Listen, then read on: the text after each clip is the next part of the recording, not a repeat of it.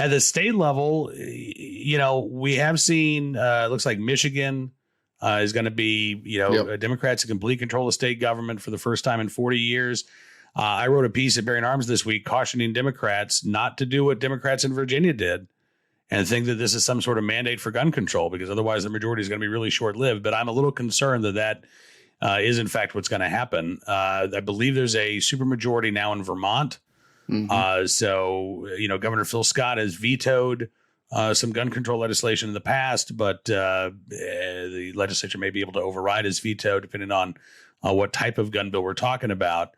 I still think Democrats in Vermont will be a little bit hesitant to, go full scale gun ban, given the state's, traditional recognition of the right to keep and bear arms. But I think they are going to want to try to move in some regard. Right. On the pro-gun side, Republicans now have a 5-2 majority on the North Carolina State Supreme Court. So I'm hopeful that maybe a legal challenge to the state's permit to purchase law can find some success there. We're still waiting on a couple of seats in Nebraska, but it looks like there may be enough votes to block a filibuster in the state Senate, and that would allow for constitutional carry to pass in Nebraska next year. I think constitutional carry is going to be teed up in Florida. This is something that Governor Ron DeSantis talked about a lot this year and said he wanted to sign constitutional carry before his term was up.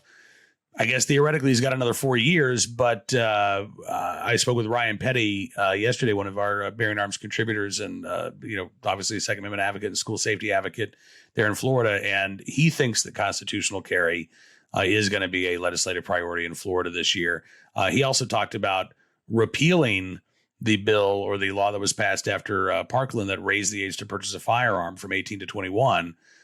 He suggested that that's something that he's actually going to be lobbying lawmakers to do in the next session. So, I think we will see, the traditional anti-gun states are still largely anti-gun.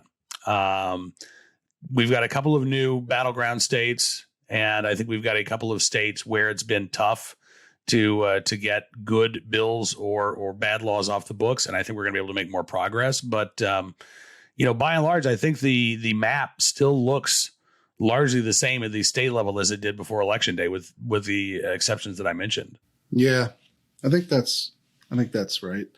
And I think a lot of people will also fall back on the idea that the Bruen decision is going to limit what can practically be done by some of these legislatures, even if they do attempt to put in new gun bans or confiscation efforts or things of that nature. And to that point, actually, maybe we should talk a little bit about the practical fallout from the Oregon initiative. If it does end up passing, how do you foresee that going? I mean, a lot of people will say, well, I think FPC, Firearms Policy Coalition, is already threatening to sue if it does pass. And, the Bruen decision would imply that at least the magazine confiscation stuff is probably not constitutional, and the permit to purchase stuff is going to be highly questionable as well.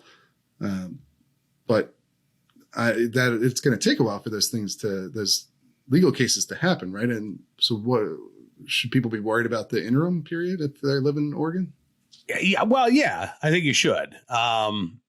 There have been, to the best of my knowledge, at least 3 county sheriffs who've come out and said, we're not enforcing the magazine ban.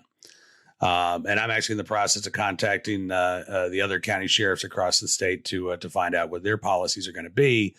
But the sheriff in Klamath County put out an alert this week and was telling residents there, okay, like, here's how I think things are likely to go.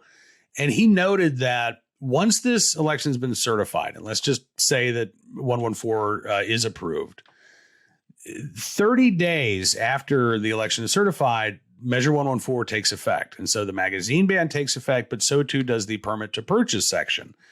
And there is no permit, as the sheriff pointed out. There's no way for you to get a permit. There's no way for sheriffs to issue a permit. And it's not likely that system is going to be developed within 30 days. So what happens when this law takes effect and nobody can buy a gun in Oregon?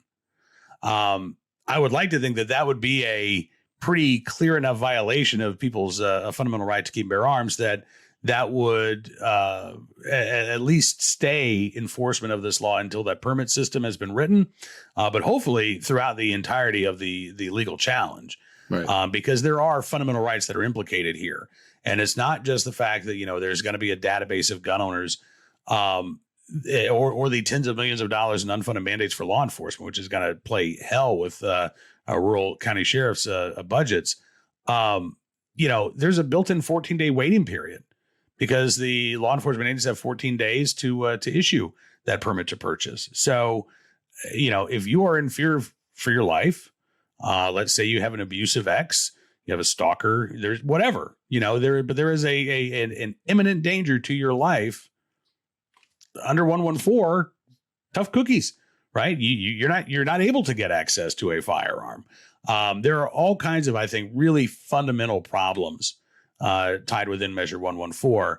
And if the law takes effect, they're going to be readily apparent right away. And this is something, keep in mind that I don't think this was approved. I don't think this really shows that there was a mandate for 114. One of my friends in Oregon said you could call this more an act of God than the will of the people, just because of the tight margin that we're looking at here. And so if all of a sudden this law starts to be implemented and we see the chaos that is ensuing, I think there's going to be a lot of buyer's remorse, frankly, in Oregon. And the organizers of 114, a group called the Lift Every Voice Oregon, they're already planning on a gun ban for next year. They are bringing forward a ban on the sale and manufacture of so-called assault weapons that they want the legislature to pass. And they say if the legislature doesn't do it, that's going to be their next ballot initiative. But, again, depending on what happens over the next few months with the rollout, if Measure 114 is certified, I think they're going to lose a lot of face. And I think there are going to be a lot of progressives in Oregon who voted for this thinking that they were doing the right thing. And instead, they're just going to see that, people are unable to access their right to keep and bear arms entirely. Most of the arrests for the magazine ban are happening in Portland. There are no underlying violent offenses attached.